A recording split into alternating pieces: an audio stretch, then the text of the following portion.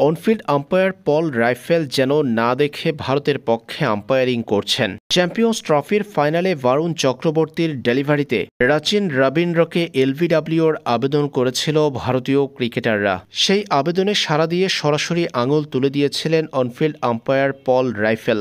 এ সময় রিভিউ নিয়েছেন রাচিন রবীন্দ্র, আর রিভিউতে দেখা গেল বলটি মোটেও ব্যাট কিংবা প্যাড কিছুই স্পর্শ করেনি, সরাসরি গিয়েছে উইকেট কিপারের গ্লাভসে।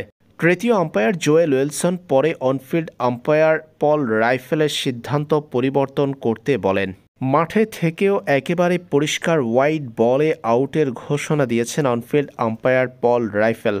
বিষয়টি ছিল ক্রিকেট মাঠের জন্য একেবারে বিব্রতকর আর অপ্রত্যাশিত।